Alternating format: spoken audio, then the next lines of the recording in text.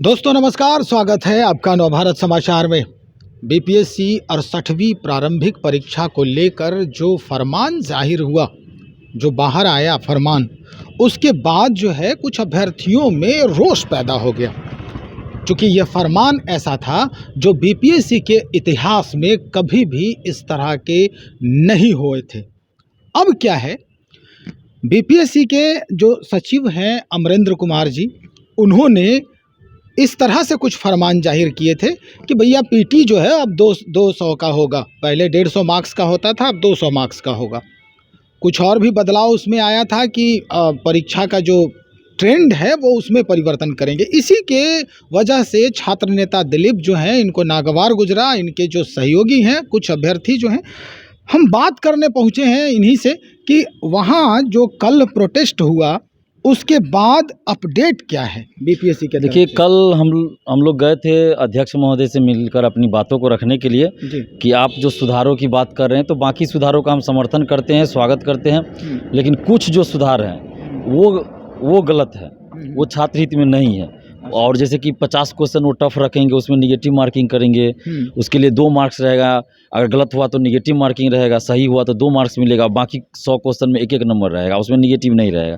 तो ये दोहरा चीज़ जो हो रहा था, इसका हम लोग विरोध कर रहे थे कि जो भी आप इस तरह से कीजिएगा तो इसमें कठिन कैसे पता चलेगा किसके लिए कठिन है, किसके लिए ईजी है। किसी के लिए कठिन हो सकता है वही क्वेश्चन दूसरे के लिए ईजी भी हो सकता है। और इसमें ये भी हो सकता है कि अब 50 क्वेश्चन अगर रहेगा कि उसमें ज़्यादा मार्क्स मिलेगा तो 50 क्वेश्चन ही पेपर लीक कराना पड़ेगा, 50 क्वेश्चन को ही आउट कराना पड़ेगा। शिक्षा माफियाओं के लिए वो आसान हो जाएगा और आसान होगा बिल्कुल। 50 में से अगर वो 20 क्वेश्चन भी आउट करा लिए तो उनका काम निकल जाएगा, पीटी निकल जाएगा, क्योंकि 2-2 नंबर का वो रहेगा और उसमें गलती भी नहीं होगा तो पूरा मार्क्स मिल जाएगा।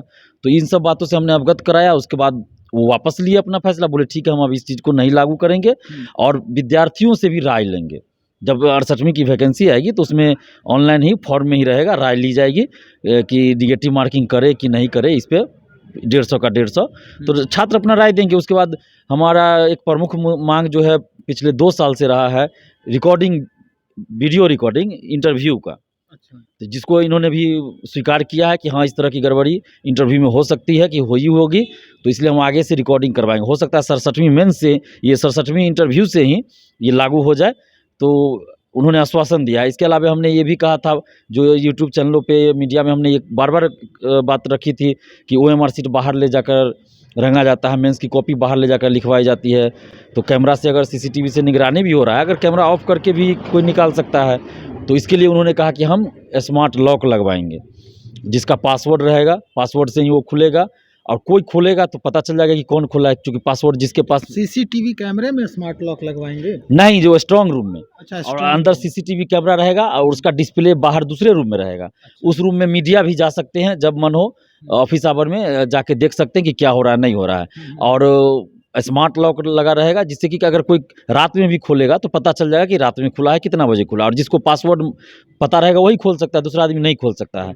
तो इसलिए इसमें थोड़ा सा ये है कि कोई खोलने की हिम्मत नहीं करेगा, क्योंकि जो पासवर्ड जानते रहेगा, अगर वो किसी और को बता देगा, अगर वो खोलेगा तो जो जान रहा है वो फंसेगा।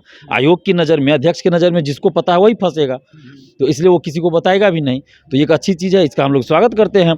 और 68वीं पीटी परीक्षा हम लोग कह रहे थे कि 8 जनवरी को न लेके थोड़ा 20-25 दिन आगे कीजिए, क्योंकि 67वीं मेंस ख़त्म होगा और 5 दिन बाद लोग मेंस पीटी देंगे 68वीं। तो ये थोड़ा सा अपने आप में थोड़ा सा कठिनाई लगता है, क्योंकि दोनों का सिलेबस अलग अलग है। बहुत दिनों से एक समस्या और जो है वो फेस कर रहे हैं जो अभ्यर्थी हैं, खास करके जो सिविल सर्विसेज के एस्पिरेंट्स हैं, उनके लिए वो ये है कि जो 5वां ऑप्शन है ई, उसको लेके काफ़ी बार जो है ये भी हमारा, देखिए ई ऑप्शन हटाने का, मेंस में एक समान व्यवहार और वीडियो रिकॉर्डिंग इंटरव्यू का, ये हम 2020 से मांग कर रहे हैं। और अब जाकर उस मांग पे जो नए अध्यक्ष आए वो विचार कर रहे हैं, और ई ऑप्शन को भी उन्होंने कहा है कि हम हटा देंगे, लेकिन क्या प्रारूप होगा ये अभी वो नहीं बता रहे हैं, लेकिन ई ऑप्शन में बदलाव जरूर किया जाएगा, उसमें बदलाव होगी। हाँ, बदलाव होगा। अच्छा, चलिए एक आखिर सवाल आपसे ये है हमारा कि जो इसका जो निकलने वाला है, नोटिफिकेशन निकलने वाला है, शायद उसका 18 नवंबर तक लास्ट डेट है।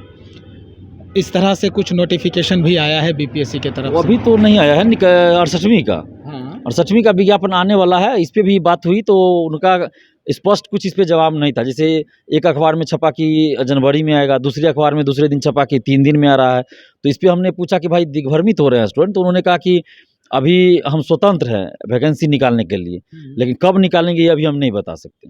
कुछ दिन पहले ही चर्चा हो रही थी कि जनवरी के प्रथम जो सप्ताह है उसी में प्रारंभिक परीक्षा हो जाएगी। लेकिन अब नहीं होगी, अब 8 जनवरी को नहीं होगी, नहीं नहीं होगी, क्योंकि हम लोगों ने विरोध किया है, बताया है कि आप मेंस होगा उसी के 4 दिन 5 दिन बाद आप पीटी लीजिएगा, तो ये ठीक नहीं लगता है। तो इसलिए 25 दिन कम से कम आगे बढ़ाइए, तो जनवरी लास्ट या फरवरी प्रथम सप्ताह में या द्वितीय सप्ताह में हो सकता है वो। चलिए, तो बहुत शुक्रिया जानकारी देने के लिए। दिलीप थे हमारे साथ, छात्र नेता दिलीप जी, और इनका जो कथन है वो बिल्कुल जायज़ भी है, क्योंकि ये छात्र हित में हमेशा संघर्षरत रहते हैं और छात्रों की बात करते नज़र आते हैं, चाहे वो संघ लोक से या बिहार लोक सेवा आयोग हो या फिर बिहार कर्मचारी चयन आयोग की जो समस्याएं हैं छात्र हित में, ये हमेशा लड़ते नज़र आते हैं उनसे।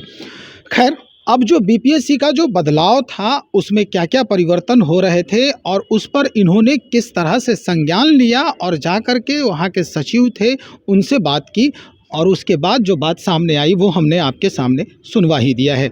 आगे क्या क्या और परिवर्तन होंगे वो हम समय समय पर आपको इससे रूबरू कराते रहेंगे। छात्र नेता दिलीप भी हमारे साथ रहेंगे, तब तक बने रहें हमारे साथ। बहुत शुक्रिया आपका।